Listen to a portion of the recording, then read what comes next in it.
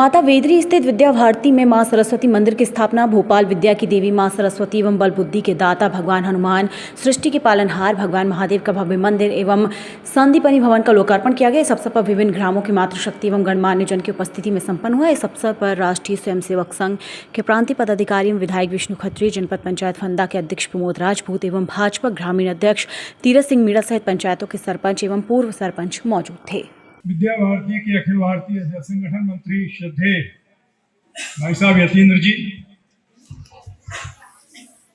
इस क्षेत्र के यशस्वी, ऊर्जावान, सक्रिय विधायक सम्माननीय विष्णु जी खत्री, विद्या भारती के क्षेत्रीय संगठन मंत्री सम्माननीय निखिलेश जी माहेश्वरी, ग्राम्य भारती प्रांतीय भविष्य परेशान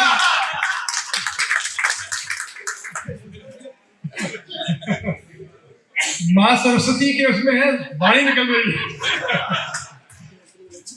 ग्राम भारती के सम्मानीय अध्यक्ष सुजीत जी शर्मा, जनप्रतिनिधि के रूप में उपस्थित बंधुवर प्रमोद जी राजपूत, इस सभागार में उपस्थित राजगढ़ विभाग के माननीय विभाग संचालक उदय सिंह जी, विद्या भारती के मध्य भारत प्रांत के सचिव आदरणीय शिरोमणि जी, अन्य सभी सम्माननीय नागरिकगण, श्रद्धेय माताएं बहनें, विद्या भारती के अधिकारीगण, सक्रिय कार्यकर्तागण, इस प्रकल्प में लगे हुए सभी भगीरथ, सबका अभिनंदन।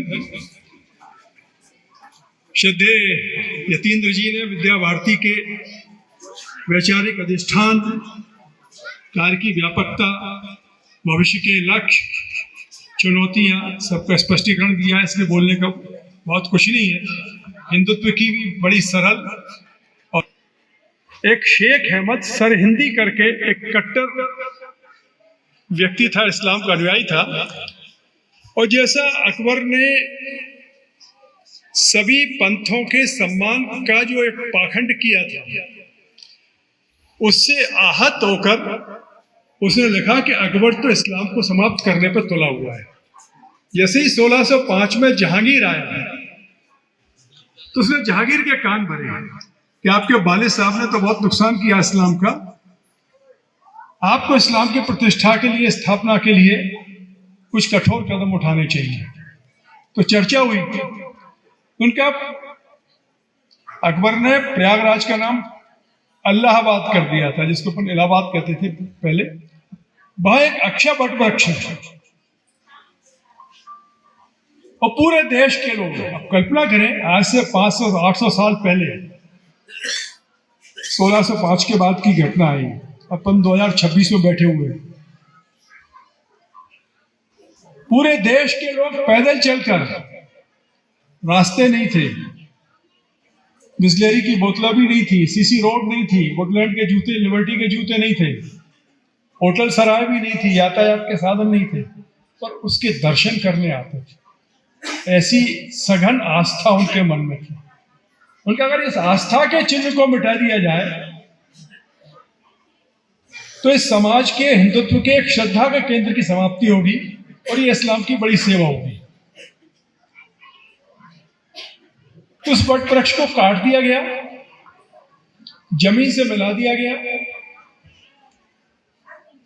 एक मोटा लोहे का तवा बना के उसको लाल करके, गरम करके उसके ऊपर रख दिया कि भविष्य में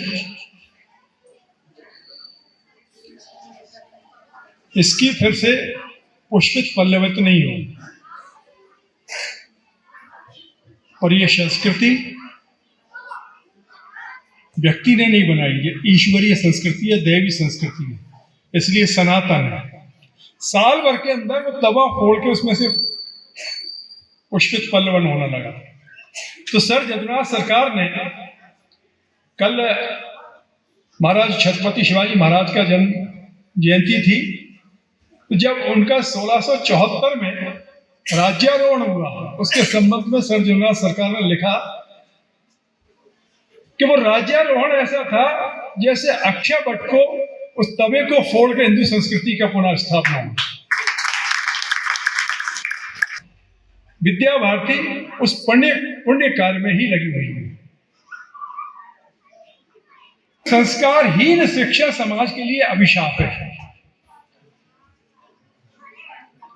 इस विचारधारा से भिन्न जो शिक्षा चल रही है, अनेक वैज्ञानिक पैदा हो रहे हैं, अनेक इंजीनियर पैदा हो रहे हैं, अनेक डॉक्टर पैदा हो रहे हैं, वकील और एडवोकेट और जज पैदा हो रहे हैं, पर समाज में गुणात्मकता नहीं आ रही, समाज में चरित्र नहीं आ रहा, समाज में कर्तव्य के प्रति समर्पण नहीं आ रहा, देश और समाज की चिंता नहीं हो रही। मैं, मेरा परिवार, एन केन प्रकार संपत्ति का संचय और शारीरिक सुख का उपभोग, आध्यात्म की चिंता नहीं, सेवा के नाम पर पाखंड और प्रदर्शन, क्योंकि संस्कार क्षम शिक्षा का अभाव हुआ।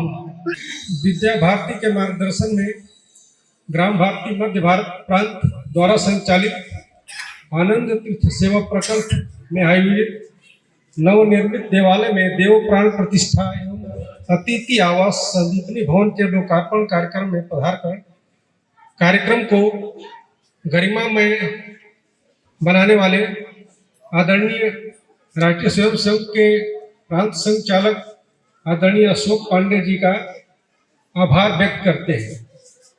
आपने ये कहा कि विद्या भारती शिक्षा के माध्यम से संस्कारक्षम वातावरण बनाने का काम करती है और साथ में योग्य एवं चरित्रवान एवं कर्तव्यनिष्ठ नागरिक बनाने का कार्य कर रही है।